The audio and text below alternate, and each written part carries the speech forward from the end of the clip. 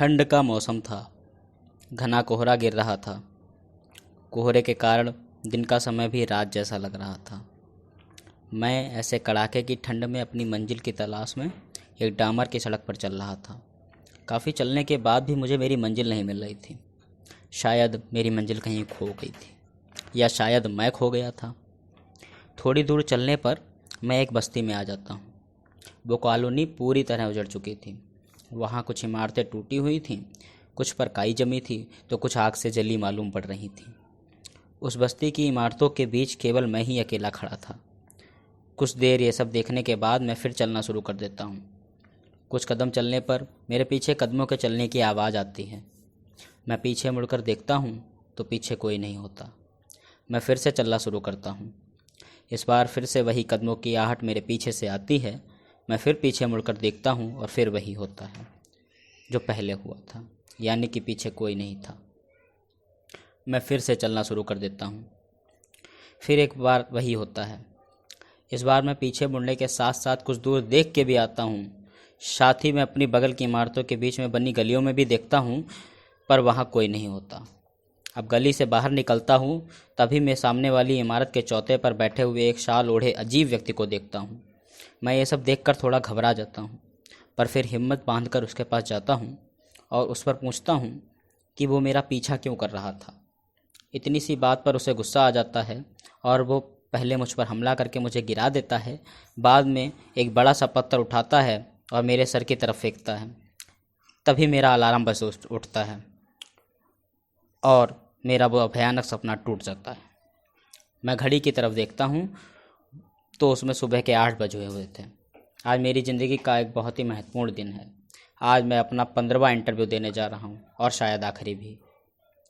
मैं 1.5 साल से शहर में रह रहा हूँ, बस केवल नौकरी की तलाश में, पर हर बार किसी न किसी वजह से चूक जाता हूँ। मैं अपनी आर्थिक स्थिति को जानता हूँ। मेरे पिता एक किसान थे और बड़ी मुश्किल से मेरे शहर में रहने का खर्च उठाते थे। अब मुझे इस बात को लेकर पछतावा होने लगा है।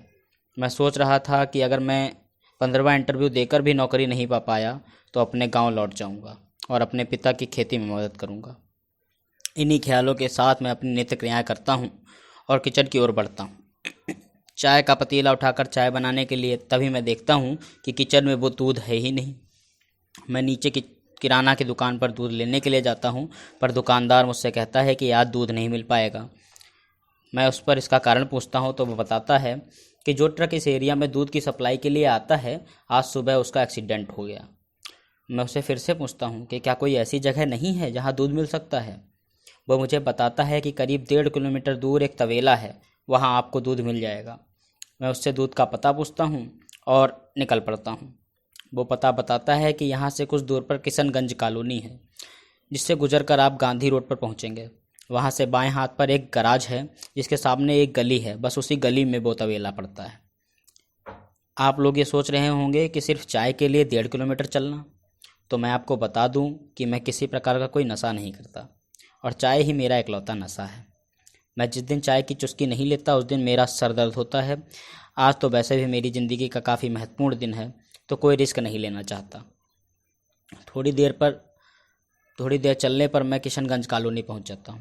मैं पहली बार किशनगंज कॉलोनी में आया था और उस कॉलोनी ने मुझे मेरे सपने की याद दिला दी। बिल्कुल वैसी ही दरारों वाली इमारतें, कुछ पर काई जमी तो कुछ पर जले होने के निशान। मैं अपने सपने जैसे ही उस कॉलोनी में अकेला इंसान। ये सब देखते हुए मैं अपना सफ़र जारी रखता हूँ। थोड़ी दूर चलने पर मेरे पीछे सपनों जैसे कदमों की आहट आने लगती है। मैं कुछ डर जाता हूँ और तेज तेज चलना शुरू कर देता हूँ कि तभी मेरे पीछे से कोई रुको बोलता है। अब मैं हाथ में एक पत्थर उठा लेता हूँ और भागने लगता हूँ। तभी मेरे कंधे पर कोई हाथ रखता है। मैं उस वक्त अपने हाथ में लिया हुआ पत्थर उसके सर पर दे मारता हूँ और दूध लेने के बजाय घर चला जाता हूँ। इंटरव्यू का समय 10 बजे का था, जिसमें अब केवल 1 घंटा ही बचा था। मैं जल्दी जल्दी कपड़े पहनता हूँ और पैंट की और पर्स मैं जल्दी जल्दी अपने कपड़े पहनता हूँ और पैंट से पर्स निकालने के लिए पैंट की जेब टटोलता हूँ, लेकिन पर्स पैंट की जेब में नहीं होती। शायद पर्स कॉलोनी में ही कहीं गिर गई थी। मैं अपने पड़ोसी से कुछ पैसे उधार मांगता हूँ और इंटरव्यू देने के लिए निकल पड़ता हूँ। वहाँ पहुँचते पहुँचते 10:15 बज गए थे। मैं घबरा गया कि कहीं मैं लेट तो नहीं हो गया, पर बिल्डिंग के अंदर घुसते ही मैंने सैकड़ों मेरे जैसे और इंटरव्यू देने वालों को देखा और उनमें से आखिरी से चौथा नंबर मेरा होता है। जितना खुश मैं लेट नहीं हुआ ये सोचकर होता हूँ, उतना ही फ्रस्ट्रेट अपना नंबर देखकर। करीब 2.5 घंटे बाद मेरा भी नंबर आता है। जैसे ही मैं कमरे के अंदर घुसता हूँ, वहाँ इंटरव्यूअर को देखकर जितना मैं चौंका उतना कभी नहीं चौंका। वो दरअसल कोई और नहीं, वही इंसान था जो मेरा पीछा कॉलोनी में कर रहा था। वो भी मुझे देखकर चौंक जाता है। तभी दूसरा इंटरव्यूअर मुझसे और उससे ये पूछता है, क्या आप दोनों एक दूसरे को जानते हैं? मैं उसे बताता हूँ कि ये आदमी आज सुबह मुझे मारने वाला था, मैं इससे अपनी जान बचाकर भागा हूँ। इस पर वो पहला इंटरव्यूअर कहता है कि मैं तुम्हें मारने वाला नहीं था, उल्टा मैं तुम्हें तुम्हारी पर्स देने वापस आ रहा था, उल्टा तुमने मुझे मारा। अब उसके मुँह से ये बातें सुनकर मेरे पैरों के नीचे से ज़मीन खिसक गई। मुझे लगने लगा कि अब मुझे गांव की टिकट कटवानी ही पड़ेगी।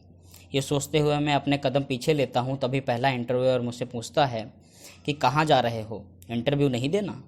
उसके मुंह से ये चंद शब्द सुनकर मुझे मेरी उम्मीद के पंख लग जाते हैं और मैं इंटरव्यू देने के लिए बैठ जाता हूँ। वहाँ मैं पूरे आत्मविश्वास से हर प्रश्न का उत्तर देता जाता हूँ। आखिरकार मेरा इंटरव्यू ख़त्म हो जाता है। मैं फिर अपने घर नहीं जाता, वहीं कमरे में बैठ जाता हूँ। सबके इंटरव्यू ख़त्म होते हैं। सभी इंटरव्यू ख़त्म होने के बाद वो इंटरव्यूअर भी बाहर निकलता है। मैं उसके पास जाकर पहले उससे माफ़ी मांगता हूँ, बाद में उसे धन्यवाद कहता हूँ। इस पर वो मुझसे कहता है कि मुझे कब का माफ़ कर दिया। मैं फिर उसे धन्यवाद तो वो मुझे बताता है कि करीब 2.5 साल पहले आज उसकी शादी की सालगिरह थी और जिसे मैं बिरान कॉलोनी कह रहा हूँ, वहाँ कभी उसका घर हुआ करता था। करीब 2.5 साल पहले जब वो अपने घर से बाहर था तो कॉलोनी के डी और एफ ब्लॉक में आग लग जाती है। डी ब्लॉक में उसका घर होता है और उसमें उसकी पत्नी और 3 साल का बच्चा भी होता है। उसने और उसकी पत्नी ने बड़ी मेहनत से इस कॉलोनी में घर खरीदा था। मीडिया और पुलिस के अनुसार ये एक हादसा होता है, पर दरअसल सच कुछ और था। अब मैं उससे पूरी कहानी पूछता हूँ तो वो मुझसे कहता है, ये तुम्हारे लिए जानना ज़रूरी नहीं है। ये कहकर वो चला जाता है। मैं भी कुछ देर सच क्या है ये सोचता रहता हूँ, फिर अपने घर आ जाता हूँ। अगली सुबह मैं फिर किराना की दुकान पर दूध लेने जाता हूँ। मुझे दूध मिल जाता है, पर वहाँ दुकान पर रखे अखबार में छपी खबर को देखकर मेरा हौसला टूट जाता है। दरअसल उसमें यह खबर छपी थी कि रैमसन कंपनी की बिल्डिंग को आतंकवादियों ने उड़ा दिया, जिसमें करीब 60 लोगों की मौत हो गई। ये वही कंपनी होती है जिसके लिए मैं इंटरव्यू देने गया था। अगले दिन मैं अपने गांव के लिए प्लानिंग शुरू कर देता हूँ। आधी प्लानिंग करने के बाद मुझे भूख लगती है। मैं नीचे दुकान पर नूडल्स लेने जाता हूँ और फिर मैं अखबार पर छपी फ़ोटो और ख़बर देखकर और चौंक जाता हूँ। अखबार में उसी इंटरव्यूअर की तस्वीर छपी थी और ख़बर थी कि रैमसन कंपनी के हेडक्वार्टर को उड़ाने वाला आतंकवादी मिला। ये आतंकवादी लश्कर-ए-तैयबा से जुड़ा हुआ है और इसका नाम सलमान बिन सैयद है। 2.5 साल पहले किशनगंज कॉलोनी में हुए हादसे के लिए भी यही जिम्मेदार था।